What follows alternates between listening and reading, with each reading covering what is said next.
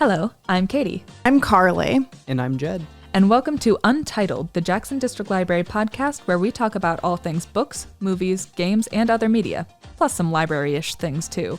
Today, we'll be talking to Dee, one of our fabulous library assistants from the Brooklyn branch, about Welcome to Night Vale by Joseph Fink and Jeffrey Cranor. We are also welcoming Carly, that's me, as a new member of the Untitled podcast team. But first, let's talk about what's new and coming up at JDL in November. But before we get started, I want to thank you for checking us out. We really want to connect with you, our community, and help you to find new material to read, watch, and play. We really hope you email us at podcast@myjdl.com and tell us what you think. Ask us a question or just say hey. Let's start off with our new materials to keep an eye out for in November. Other than titles from hugely popular authors like Louise Penny, Lisa Unker, and Michelle Obama that were released this month, we have a few suggestions for your holds list that may have flown under the radar. The Luminaries by Susan Dennard. The publisher's blurb tells us, from Susan Dennard, the New York Times best-selling author of the Witchlands series, comes a haunting and high-octane contemporary fantasy about the magic it takes to face your fears in a nightmare-filled forest, and the mettle required to face the secrets hiding in the dark corners of your own family. This title has a ton of chatter about it from readers and authors, including a great endorsement from best-selling author Leigh Bardugo. She says, "You'll want to get lost in the world of the Luminaries again and again." Next, we have Scattered Showers by Rainbow Rowell. The author of Eleanor and Park and the Simon Snow trilogy is back, this time with a new collection of young adult romance short stories. The given description says, in her first collection, she gives us 9 beautifully crafted love stories. Girl meets boy, camping outside a movie theater, best friends debate the merits of high school dances, a prince romances a troll, a girl romances an imaginary boy, and Simon Snow himself returns for a holiday adventure. It's a feast of irresistible characters, hilarious dialogue, and masterful storytelling. In short, everything you've come to expect from a Rainbow Rowell book.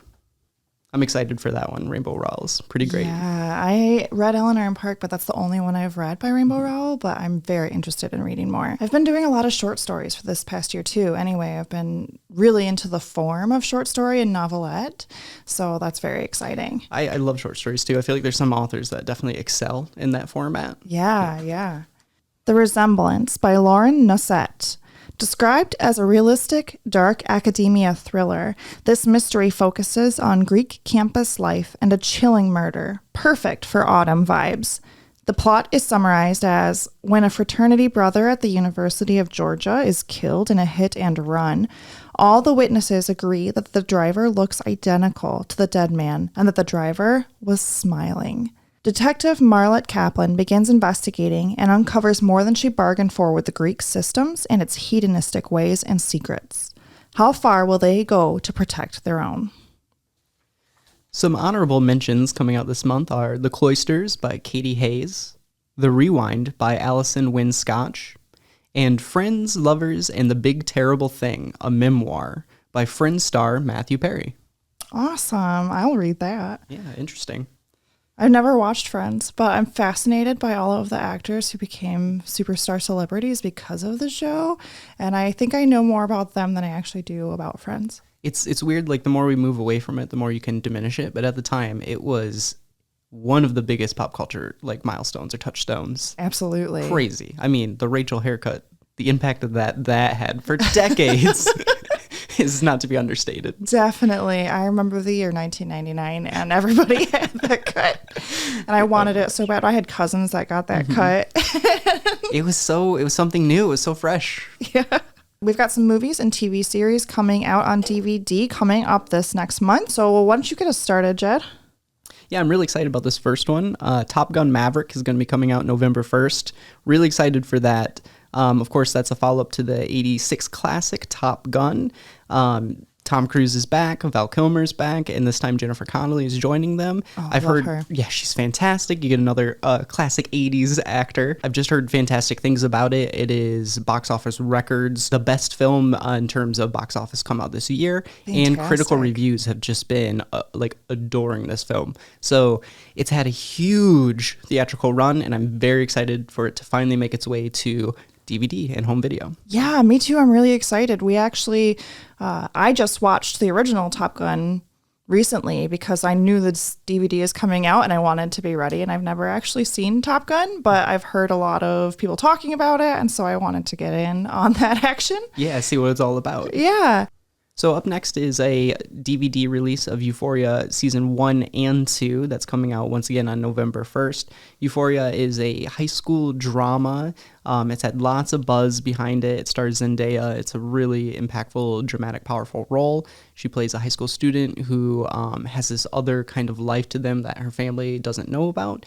She's addicted to hard drugs, and she's trying to hide that from her family, from her friends. And so what you're seeing is the other side of her, like her true life. I've heard really good things about it. And I guess it's supposed to be very powerful, emotionally impactful, and really well acted. That sounds amazing and really interesting. I like that, a lot of teens probably can relate to that double life, hiding things, trying to figure stuff out on their own and not let anybody else know that they're struggling or going through some period of challenge. There's been some qualms about like how it can potentially glamorize such a thing, but when you look at what's actually happening to this character, you do not want to be in that person's shoes. It is very dramatic stuff, very, very hard stuff. Also coming out on November 1st, we have Dark Winds Season 1. This is a thriller that stars Zan McClarnon and Rainn Wilson. I guess this takes place on a reservation out west, and it's kind of a mystery thriller with some pretty spooky overtones going on in it too.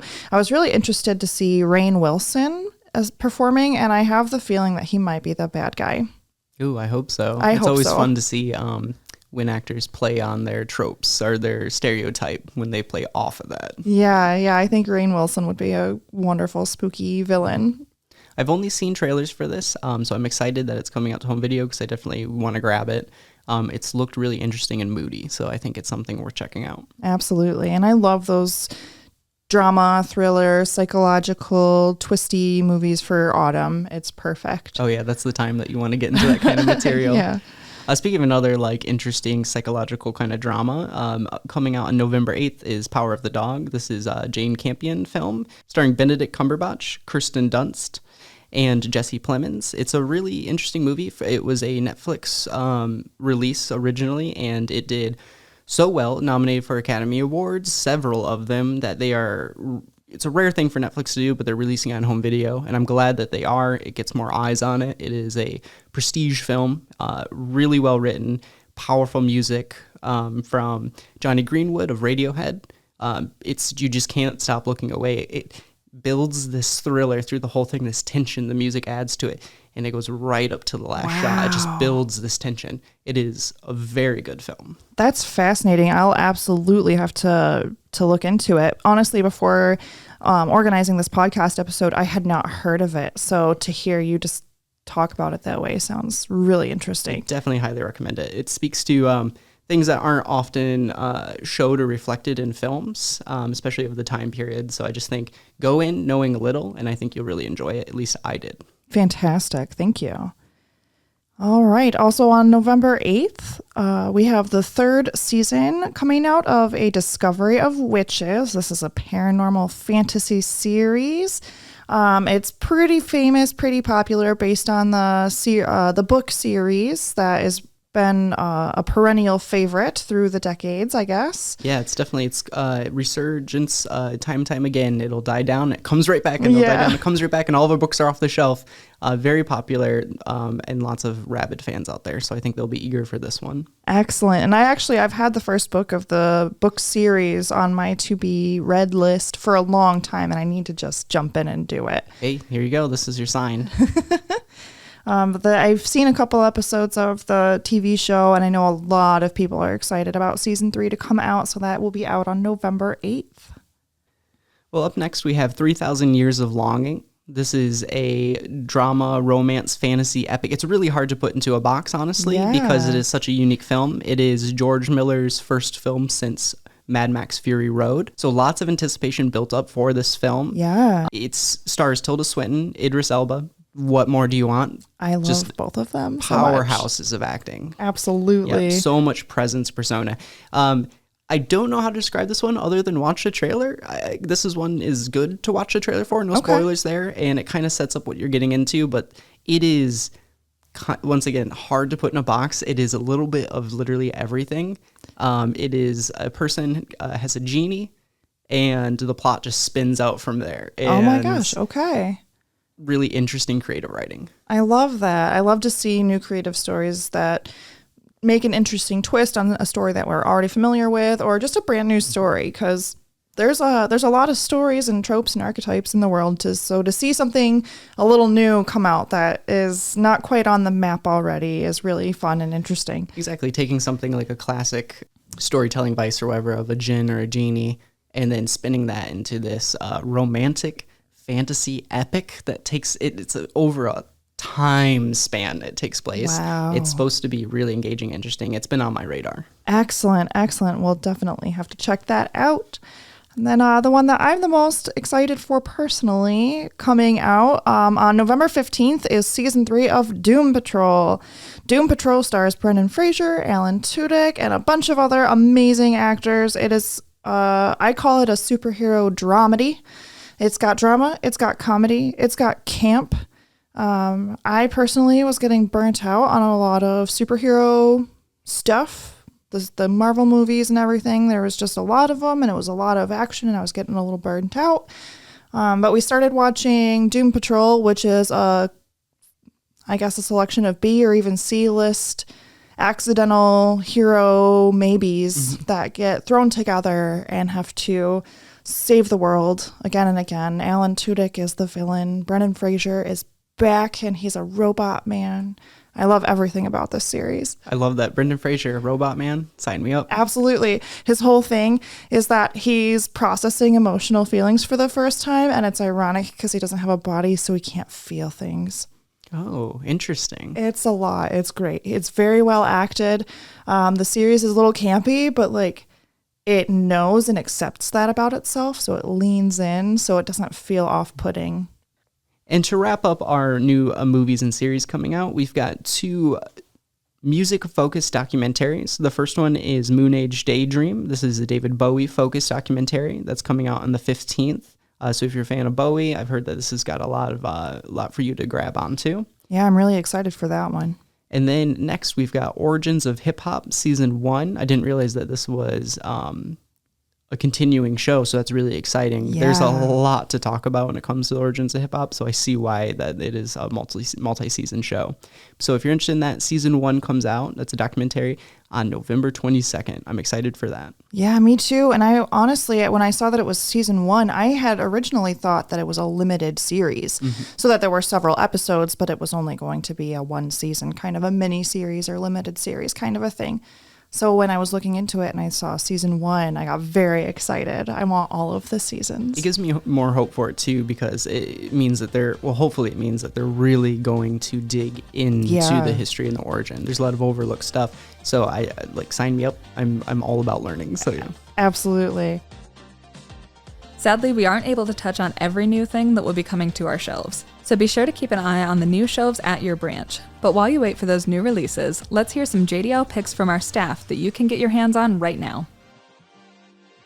Today's staff pick comes from Jill. She has given us 2 recommendations. The first is I Eat Poop, a dung beetle story by Mart Pett.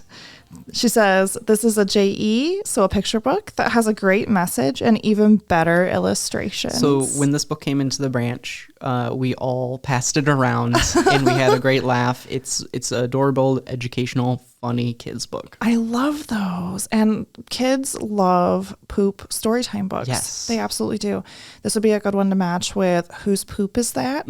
Another fun, funny picture book. That one is great. Any of these books, they sound so ridiculous, but they're actually really well written. They're by scientists. They're really funny. They're really interesting. They're engaging. It's a great way to learn fun facts. Absolutely. And I think that will get more people interested in reading it because honestly, the grosser and sillier and funner the fun facts are, I think it draws people in. Yes, it's kind of the whole Captain Underpants kind of thing where it's seemingly ridiculous, but hey, it's getting your kids reading and it's really fun and engaging. This is The Bookwoman of Troublesome Creek by Kim Richardson, a cool library story about a woman who is discriminated against based on the color of her skin. It's blue, but she's determined to help educate people living in the hills. I can't remember the whole book, but I do remember it was pretty good. So I actually have that on my to-read list, and that's a really interesting pick. I've not read it yet, but I've heard it's amazing, and I guess it's based on a true story. The mountains and hollers in Appalachia are famous for their book women, and there's been lots of stories written about them. I think there's a couple of adult stories. I actually just read a picture book that's about one of the book women of Appalachia, and they operated, I think they got the biggest during the 30s and 40s, and their goal was to bring books. They operated as a traveling library, so they were often by pony or by donkey cart, and they would go up into the mountains 3 or 4 times a year and trade books with all of the families that lived up there. It was very dangerous. It was probably about 75% women staffed. There were a few male book people, but it was mostly book women. And it was something that really hasn't been seen before or since, because now libraries have bookmobiles and they have outreach initiatives, but this was just a group of people who decided that reading was so important that they would brave these mountain passes in the middle of winter on a donkey to make sure that people had access to these books. Wow. What a remarkable slice of history. Yeah. I love that. I am very interested. I don't know if you can tell. I'm very interested in that myself. Rightfully so. So what a fascinating book suggestion. Thank you, Jill. Yes, thank you, Jill. Looking for some material suggestions but want something more specific to you? Head to our website at myjdl.com and select the JDL Picks option under the Explore header at the top of the page. That will take you to a form where you can fill out all the specifics you're looking for.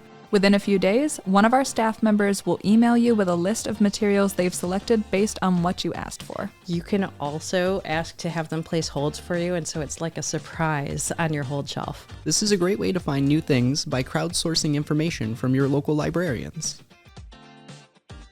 Next, we're going to highlight some of the events going on at JDL in November.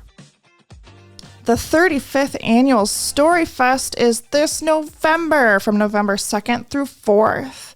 We are very excited to celebrate this milestone year for Storyfest.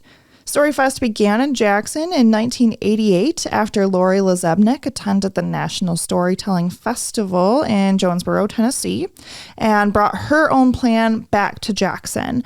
This year's highlights include Silver Tales, featuring Larry Castleberry on November 2nd at 10 a.m. at the Vista Grand Villa. The Storyfest Showcase is November 4th at 7:30 p.m. at Weatherwax Hall in the JSO. There's also a variety of school sessions for our pre-K through 8th grade students. Please visit www.myjdl.com/storyfest for more details. So definitely one of the coolest things that we put on for the community. If you haven't had the chance to visit one, please definitely go to our website and find a date and a time that works for you. It is going to be lots of fun. If you're into Moth Radio Hour, storytelling at all, there's a lot to get out from this program. Yeah, and Storyfest is a staple of Jackson. Yeah, you're right. It is one of our biggest events that we put on.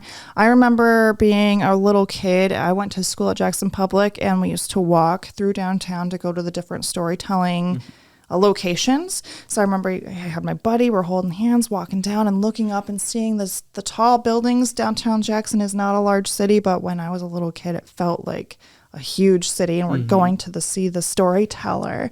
It was a really formative memory that I still have.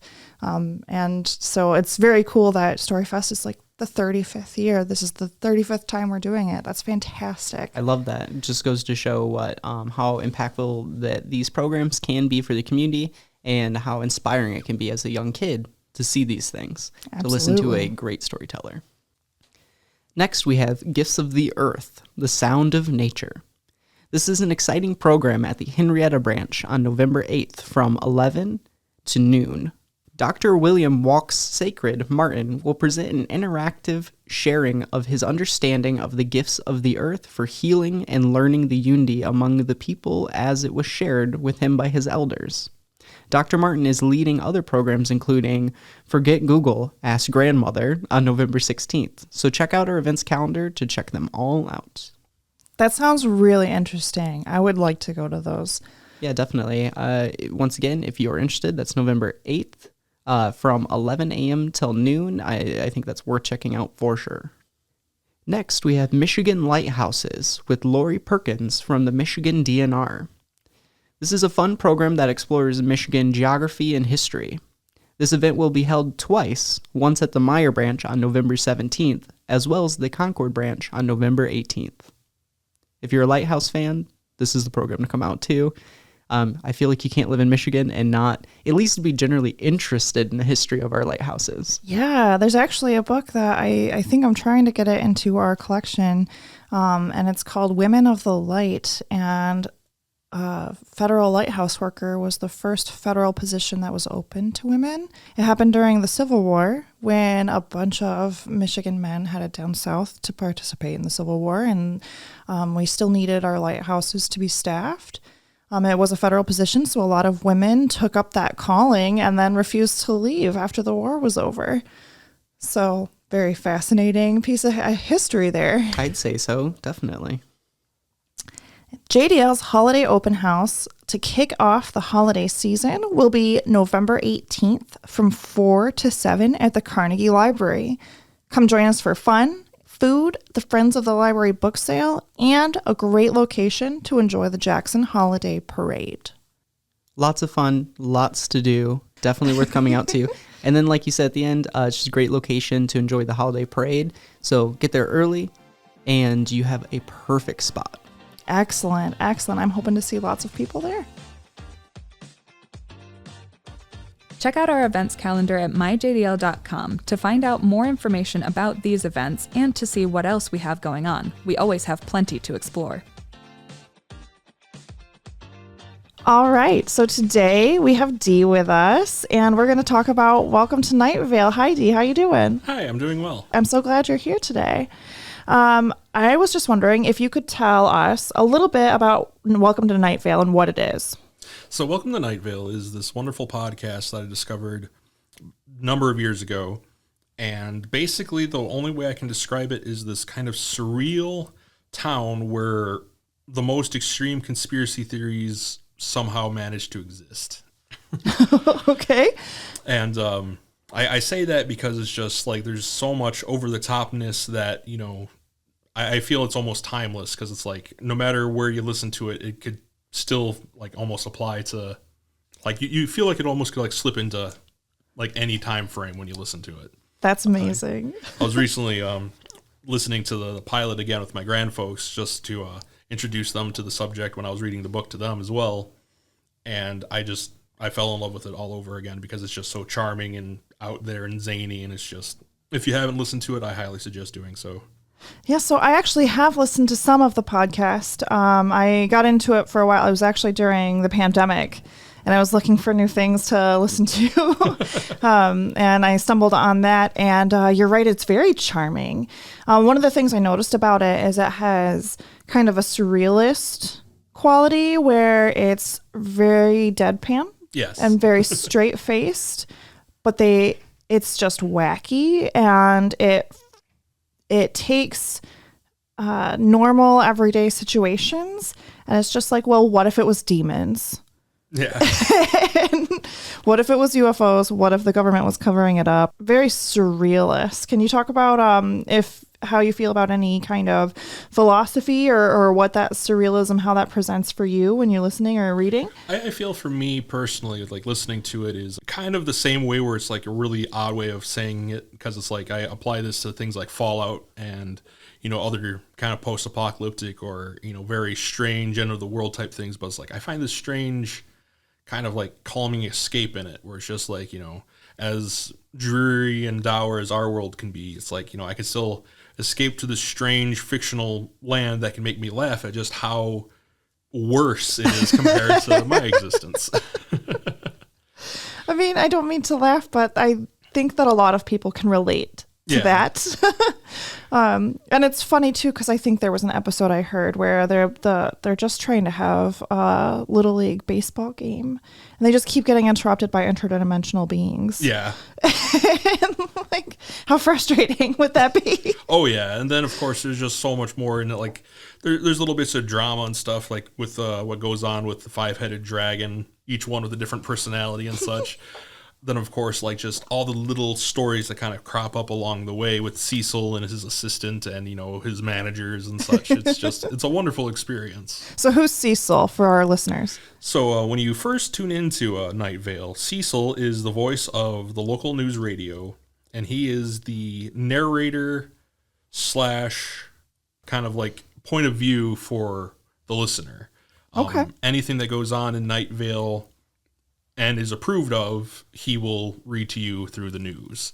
And sometimes he will be a little daring and read things that he's not supposed to, and occasionally you can actually hear the grumbling of his owners and controllers behind him sometimes, and it's always fun.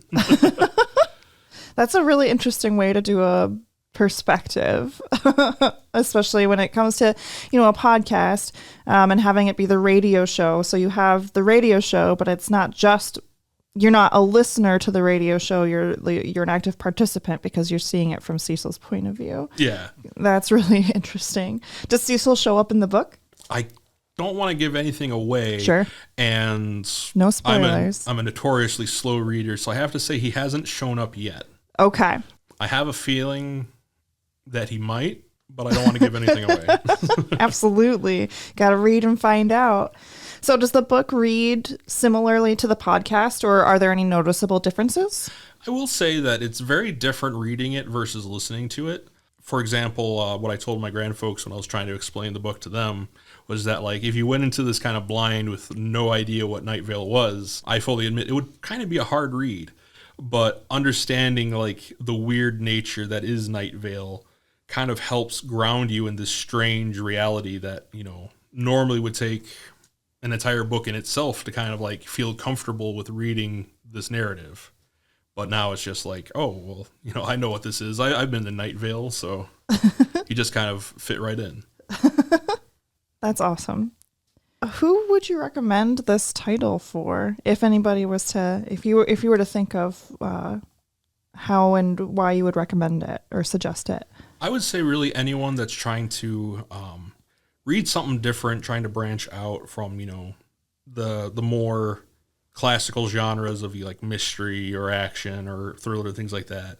I would also say anyone that has like a passing interest in like alternative arts and things like that, this is also a wonderful bit, because one of the really, I guess, lack for a better word, one of the other charming bits of Night Vale is the weather, in which case they bring in like indie music, and you just get to hear all these different genres that normally you probably wouldn't think to listen to.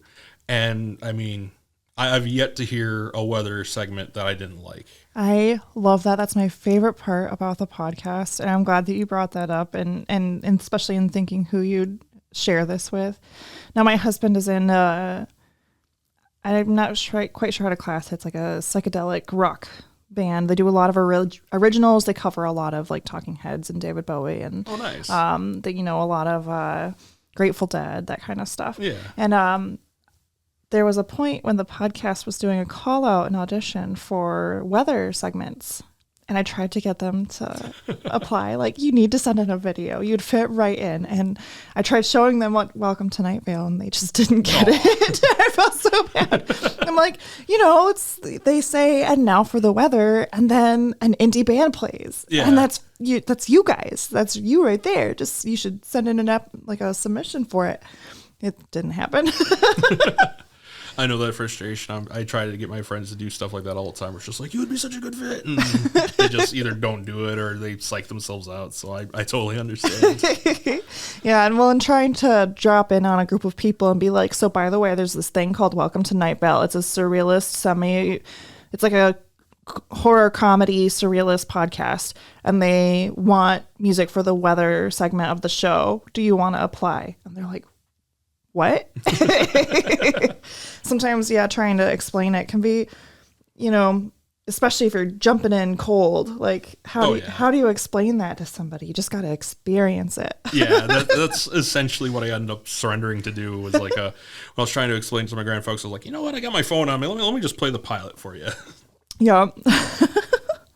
It's wonderful.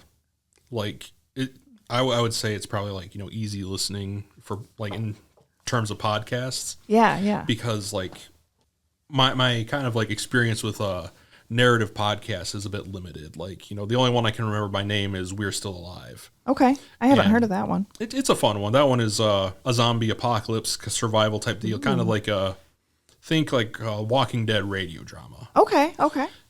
Like I said, that's the only one I can really remember by name. Sure. Because of that, it's like Welcome to Night Vale, comparatively, is one that, you could sit at home, like when it's raining outside with, just a cup of coffee or hot chocolate or whatever, and you can just enjoy it no matter what's going on, because Cecil is never going to, like, raise his voice. He's very calm, he's very collected, except for when he's not.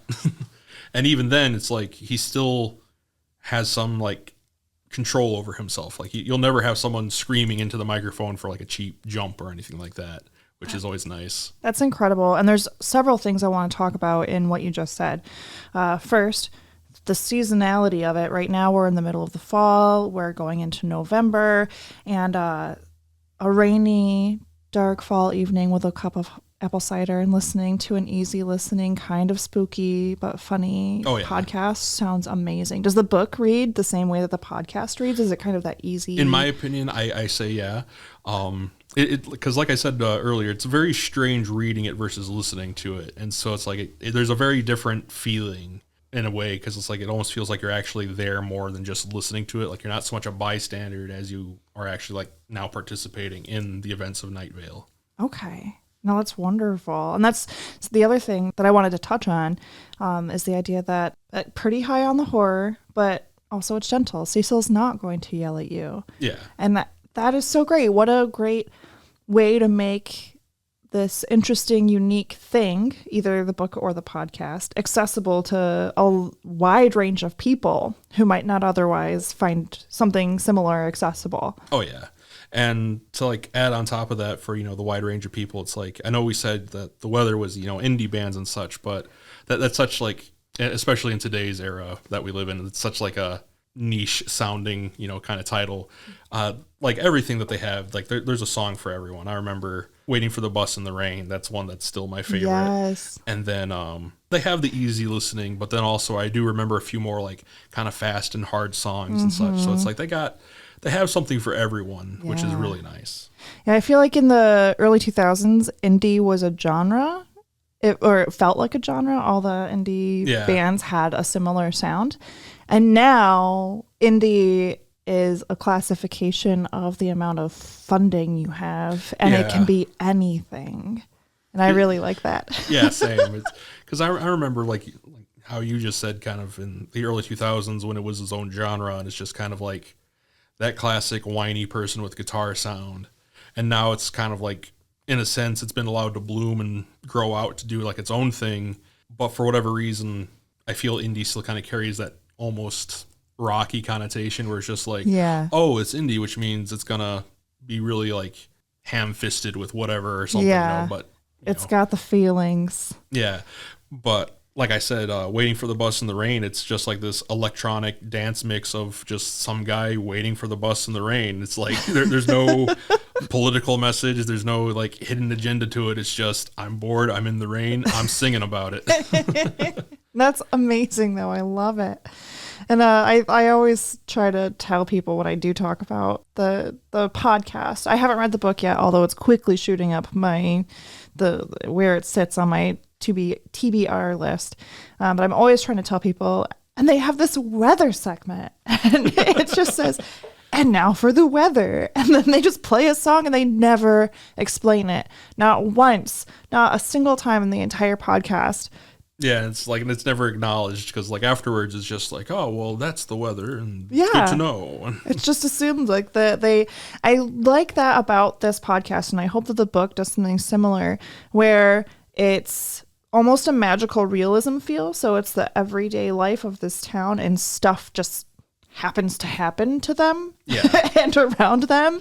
And it shows it doesn't tell. Like the way it's discussed, especially with my experience on the podcast and Cecil is just reporting the news, it assumes a basic level of understanding and supporting knowledge of the listener or the reader, which personally I really enjoy. I find that adds a lot of, because it forces you to put yourself into it, which makes it a lot more immersive and interesting. You have to work for it a little bit. Which I personally really enjoy. And I think that Welcome to Night Vale does that really well. I definitely have to agree with that. It's such like an encapsulating, just like, I don't know if that's the right word, but it's such a wonderful just experience that just kind of like grabs you and sucks you in and you don't even realize, like, yeah, like to quote Star Trek, like it's the Federation, it's insidious. I understand that reference. Fabulous. Well, that's wonderful. Thank you so much, Dee. Before we get moving on to the next segment, what are you reading now? What's coming up in your queue? Well, alongside with Welcome to Night Vale, I'm also reading Terry Pratchett's Science of Discworld.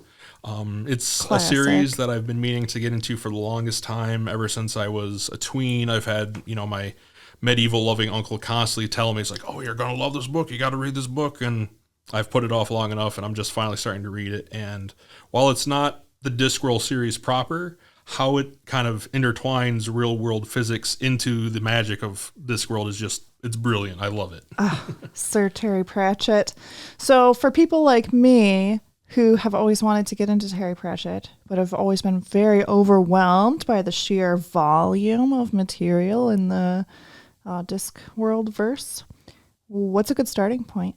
With this being my first foray into the Discworld kind of setting, from what I've heard and just kind of what I've kind of glanced off of TV tropes or listening to people like Snipe and Webb on YouTube who grew up with that stuff because, it's kind of it's their wheelhouse. Honestly, it seems like any of the starting proper books or probably, The Science of Discworld Part 1 would be, just a wonderful part to just go on because it's just it's while there is continuity, it's not kind of like TV show continuity where it's like, oh, you have to read it in this order in order to understand it. It's more like, oh, well, these things happen, but time is this nebulous wibbly wobbly thing and whatever. So No, that's amazing. I'm glad you're enjoying it. And hopefully we'll be able to chit-chat about Terry Pratchett in the future because I really want to start. But yeah, I look at the list of titles. Oh, yeah. No, the Science of Discworld itself has at least 3 pages of the Discworld series, the continued Discworld series, the unofficial Discworld series. The Discworld Companions. Yeah, it's my amazing. Gosh. And each one is, just brilliantly tongue-in-cheek and just classic, what you would expect from Terry Pratchett. Yeah. So I love that many of the titles are a pun of some kind. Oh, yes. And puns are obviously the highest form of humor. So that's fantastic. Well, thank you so much, Dee. I had a blast chatting with you. Thank you for having me. Yeah, Dee, before we get going, do you want to do 1-star, 5-star reviews? Sure. Okay. This 5-star rating comes from Kyle on Goodreads. Kyle says, there is not enough time in this life to say all the positive things I want to say and that should be said about Welcome to Night Vale. There are also not enough brain cells for me to properly communicate to the readers of the world how truly remarkable this book is or how I can even begin to explain it. Instead, here are a handful of adjectives that, to me, encapsulate Welcome to Night Vale. Absurd, charming, beautiful, witty, playful, strange, and fun. The best method is to not even try to pigeonhole Night Vale, just dive right in and let it take you where it may. I guess if I really have to, the easiest way for me to describe it is weird, and I mean that. It is whacked out gonzo odd, which is my favorite thing ever, but it's handled in such a sincere, dry, and humorous kind of way that it works so very well. Trust me when I say that this book had me chuckling, cringing, and cheering all hours of the day. The inhabitants of Night Vale treat each and every bizarre event in their town with the resounding equivalent of a shrug. and a nonchalance of it being so absolutely normal to them. The wit and careful deconstruction of writing form and genre made me so disgustingly jealous I didn't think of this first. Honestly, this reminds me of why I write. The creators, Mr. Fink and Mr. Craner, these two kooky characters, hands down have the best imaginations in the history of time. Truly astounding the things they come up with. I was absolutely blown away. That's how I like to write, or what I like to write. The fact that they do it so well makes me feel like my behind the Quiznos dumpster puddle of ideas will never stack up to their ocean of creative genius.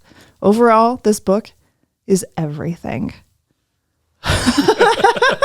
What a review. Right? And it's totally understandable, and it's wonderful that so many people are still like so passionate about this series. Yeah. There's that person on, like, they can tell that they had a lot of feelings when they were reading it. And like that is very cool. I'm glad they enjoyed it so much. Thanks, Kyle from Goodreads. Okay, you got a 1-star for us? One of them that I think I'll start with is this imposter that's named D. Disclaimer, I've never listened to the podcast. Don't plan on it now either. Good Lord, what a mess. You want to know how long it takes for a novel that's compiled completely of funny little moments of weirdness and, oh, you thought that one thing, but it's actually the opposite, haha, get it? To get real certain word annoying? About 1 page. I held on hoping the precariousness would have some real motivation or explanation behind it. Nope, just cleverness for the sake of cleverness, and it didn't evolve or add up to anything, thereby rendering it not very clever at all. And plot? Oh, a stranger comes to town, eh? Sorry, you get a free pass just because the town is wacky. Wow, they actually didn't get past the first chapter. I love existential crap, and some things in this book are crap I would say in my high school students to throw them off guard or mess with them. But it just was not very funny after a few pages of them. If I want to be entertained by the bleakness of life and uselessness of anything in vast, uncaring universe, I'll just watch Rick and Morty.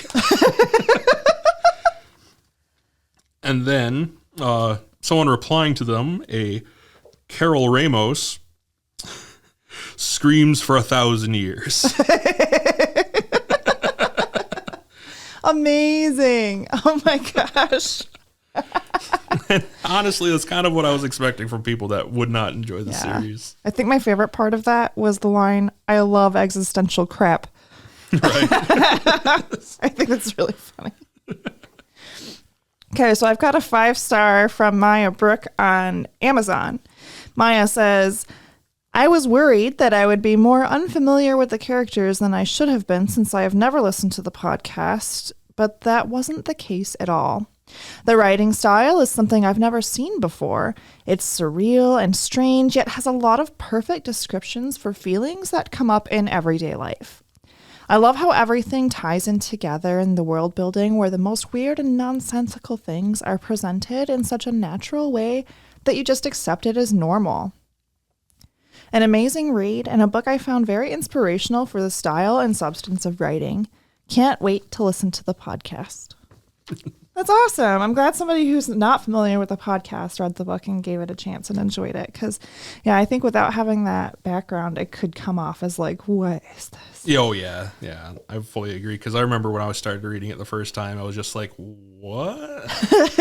it was like the first time reading a book that had like a learning curve to kind of like understand the flow. Yeah. Here's one 1-star review from J.R. Black, who calls it a total waste. I don't know where to start. I was expecting a well-written tale of unusual goings-on in a desert town. This is a poorly imagined book about someone's warped Facebook page or something as weak as Coke without the fizz. I wanted to be fair, so I read all of it, and it was a waste of time. Using off-the-walls ideas and giving inanimate objects the capacity of thought and emotion while never even considering an explanation or reason is lazy writing and poor storytelling. This is an example of the results of dumbed-down education. Oh my, that's pretty strong. Right? I would hate to, honestly, I would hate to see what he thinks of like high form education is, considering that like a lot of my vocabulary has come from Night Vale. Oh man, I feel like sometimes for some of the, because this is not our first episode, and some of the episodes you get the 1 stars, and they're kind of like, wasn't my thing. But this one, they seem particularly upset Oh, about. yeah. And one of the things that I found out a little bit on like my own little research before coming in today was apparently the book is actually kind of like, at least according to TV tropes, a bit of like a pedestal break where it's kind of like, some fans really love the idea and just absolutely adored it. And then some fans were like, oh, this is an obvious cash grab and this is just stupid. It's just like, how can you not love this? Right? Just, mad fans. There's nothing like them. Right. All right. This 5-star rating comes from Joseph on Goodreads. Imagine a collection of 500-page books. Imagine that this collection of 500-page books includes books with every possible combination of letters in the English language that would fit within a 500-page book. Imagine that this collection of 500-page books occupies more volume than the observable universe. This is one of the books from that collection. Much like the Night Vale podcast and the town of Night Vale itself, this book is dark and weird and funny and terrible and heartbreaking and silly and profound and cathartic and etched by some unknown acid into a garage door-sized slab of a metal heretofore unknown to science. I like it. That was very nice. Yeah, it feels like it's a very Night Vale description of Night Vale. Right.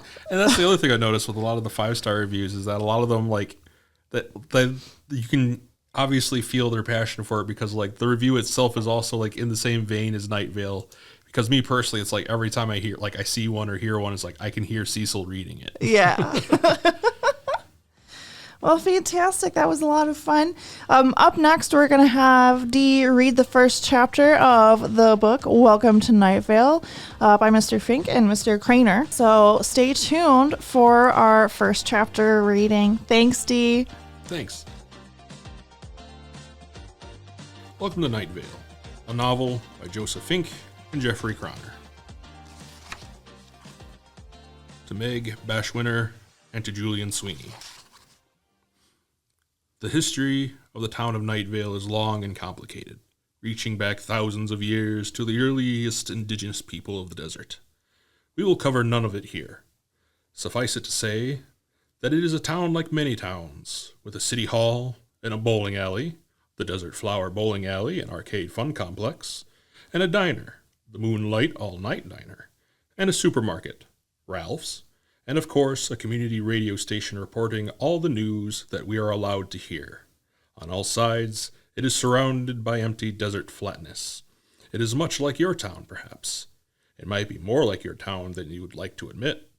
It is a friendly desert community, where the sun is hot, the moon is beautiful, and the mysterious lights pass overhead while we all pretend to sleep. Welcome to Night Vale. Chapter 1. Pawn shops at Night Vale work like this. First, you need an item to pawn. To get this, you need a lot of time behind you. Years spent living and existing until you've reached a point where you believe that you exist and that a physical item exists, and that the concept of ownership exists, and that, improbable as all those are, these absurd beliefs line up in a way that results in you owning an item. Good job. Nicely done. Second, once you believe you own an item, you must reach a point where you need money more than you need the item. This is the easiest step. Just own an item and own a body with needs. And wait. The only pawn shop in the town of Night Vale is run by the very young Jackie Fierro. It has no name, but if you need it, you will know where it is. This knowledge will come suddenly, often while you are in the shower. You will collapse, surrounded by a bright, glowing blackness. You will find yourself on your hands and knees, the warm water running over you, and you will know where the pawn shop is. You will smell must and soap and feel a stab of panic about you, about how alone you truly are. It will be like most showers you've taken.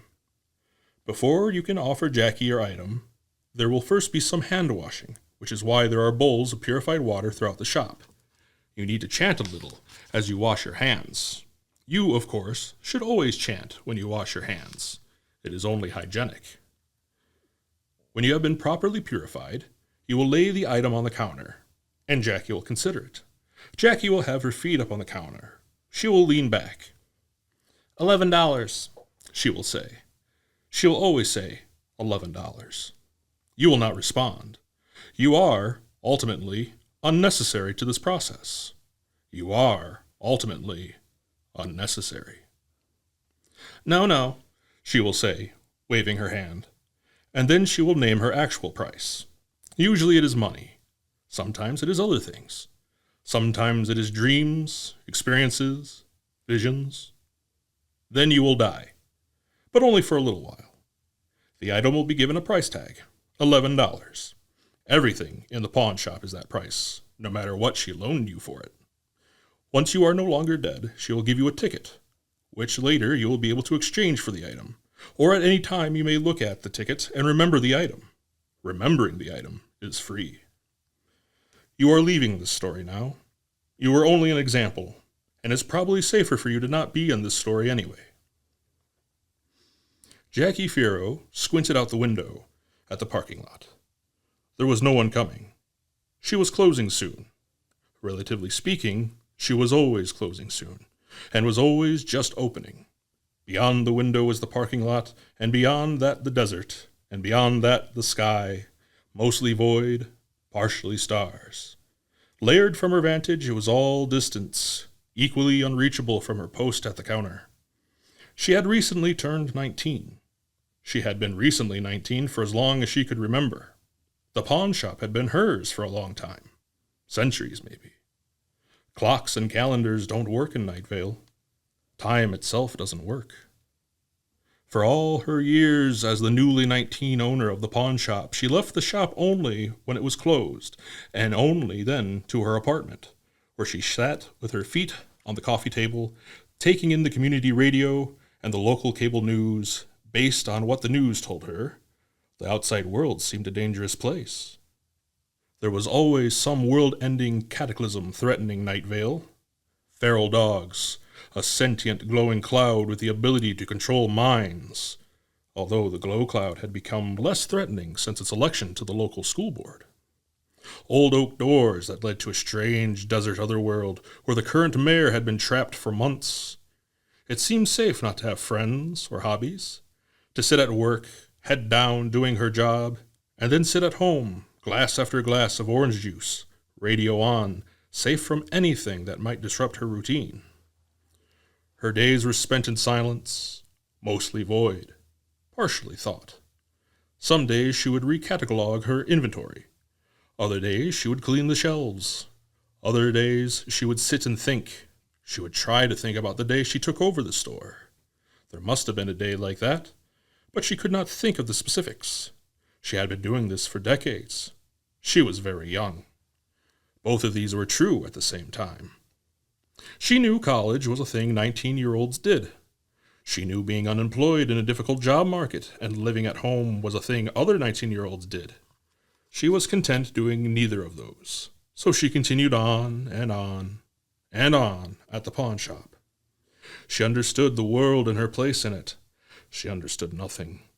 The world and her place in it were nothing, and she understood that.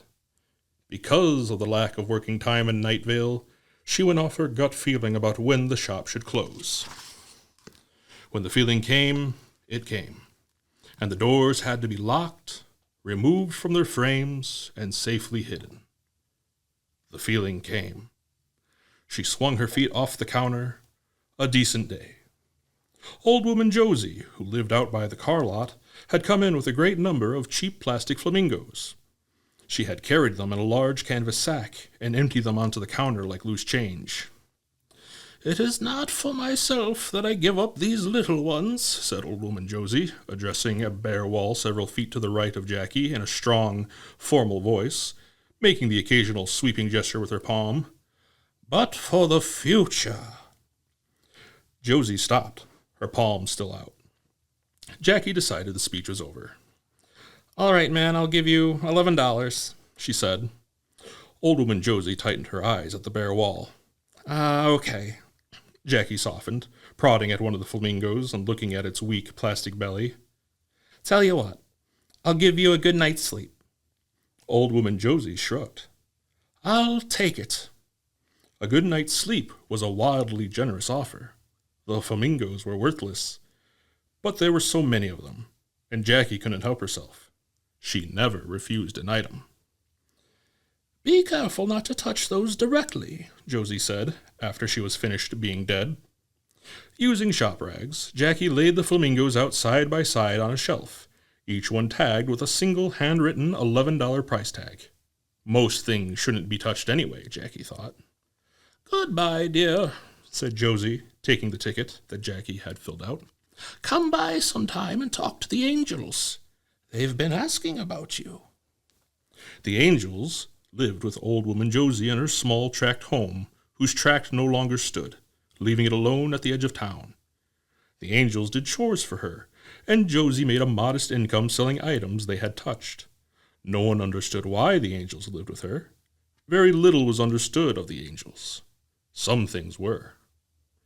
Of course, angels do not exist. It is illegal to consider their existence or even to give them $1 when they forget bus money and start hovering around the Ralphs asking for change. The great hierarchy of angels is a foolish dream and anyways is forbidden knowledge to Night Vale citizens. All of the angels in Night Vale live with Josie out by the car lot. There are no angels in Night Vale. Around the middle of the day, Jackie had acquired a car. It was a Mercedes, only a few years old, offered with urgency by a young man wearing a gray pinstriped business suit stained with dirt. It was impressive how he got the car onto the counter, but there is a way these things are done, and it had to go on the counter. He washed his hands and chanted. The water went brown and red. She settled on an offer of $5, talking him down from $11, and he laughed as he took the money and the ticket.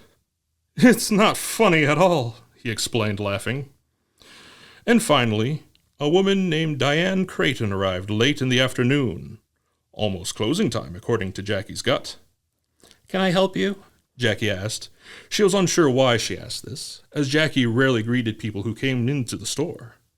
Jackie knew who Diane was. She organized PTA fundraisers. Diane sometimes came by to distribute flyers that said things like, "Night Vale High School PTA Fund Drive. Help give kids the municipally approved education they deserve. Your support is mandatory and appreciated." Diane, in Jackie's mind, looked just like a woman who would be an active PTA mom, with her kind face and comfortable clothing. She also thought Diane looked like a woman who would be a loan officer, with her conservative makeup choices and serious demeanor. She would also look like a pharmacist if she were ever to wear the standard white coat, gas mask, and hip waders. She looked like a lot of things to Jackie, but she looked like a person lost in both place and a moment. Diane took a handkerchief from her purse. Without changing her upward distant expression, she wept a single tear onto the cloth. "I'd like to offer this," she said, finally looking at Jackie. Jackie considered the handkerchief. The tear would dry soon. $11, that's the deal, she said. "I'll take it," Diane said. Her loose hanging arms were now drawn up near her purse. Jackie took the tear-daubed handkerchief and gave Diane her ticket and money. After her brief death, Diane thanked her and hurried out of the shop. Jackie tagged the tear with its $11 price tag and placed it on the shelf. So a decent day. Jackie flipped the sign on the door to closed. Her hand touched the window, leaving its ghost on the glass, a hand raised to say, "Stop," or "Come here," or "Hello," or "Help," or maybe only, "I am here. This hand, at least, is real." She looked down to adjust the items on the counter, and when she looked up, the man was there. He was wearing a tan jacket and holding a deerskin suitcase. He had normal human features. He had arms and legs. He might have had hair, or maybe he was wearing a hat. Everything was normal. "Hello," he said. "My name is Everett." Jackie screamed. The man was perfectly normal. She screamed. "I'm sorry," he said. "Are you closed?" "No, that's okay now. Can I help you?" "Yes, I hope so," he said. There was a buzzing coming from somewhere. His mouth? I have an item I would very much like to pawn. She said, and waved her hand to indicate everything she might have said next. He nodded at her hand. Thank you for your help. Have I introduced myself? No. I apologize. My name is Emmett. They shook hands. Her hand continued to shake after he let go. Yes, well, he said. Here is the item. He set a small slip of paper on the counter. On it, written in dull, smeared pencil, were the words, King City. The handwriting was shaky, and the pencil had been pressed down hard. She couldn't stop staring at it, although she didn't know what about it was interesting. Interesting, she said. No, not very, said the man in the tan jacket. The man washed his hands and quietly chanted, and Jackie forced herself to lean back and put her feet on the counter. There is a way these things are done. She looked a few times at the man's face, but found she forgot it the moment she stopped looking. $11, she said. The man hummed, and other small voices joined him, apparently from within the deerskin suitcase. Where did this come from? She asked. Why are you offering it to me? What would I do with it? Her voice was high and cracked. It did not sound like her at all. The man was now harmonizing with the voices from his suitcase. He did not seem to register her questions. No, I'm sorry, she said, fully aware of, but unable to stop her poor negotiating technique. My mistake. $30 and an idea about time. Done, he said, smiling. Was that a smile? She gave him the $30 and told him her idea about time. That is very interesting, he said. I never thought of it that way. Generally, I don't think at all. Then he died. She usually used this time to finish up the paperwork, get the ticket ready. She did nothing. She clutched the slip of paper in her hand. He wasn't dead anymore. I'm sorry, your ticket. There's no need, he said, still possibly smiling. She couldn't get a good enough look at his face to tell. No, your ticket. There is a way these things are done. She scrawled out a ticket, with the information tickets always had. A random number, 12,739. The quality of the light at the time of the transaction, fine. The general feeling of the weather outside, looming. Her current thoughts on the future, looming but fine. And a quick sketch of what she thought heart should look like inside of the pulsing lumps of straw and clay that grow cancer-like into our chests when we turn 9 years old.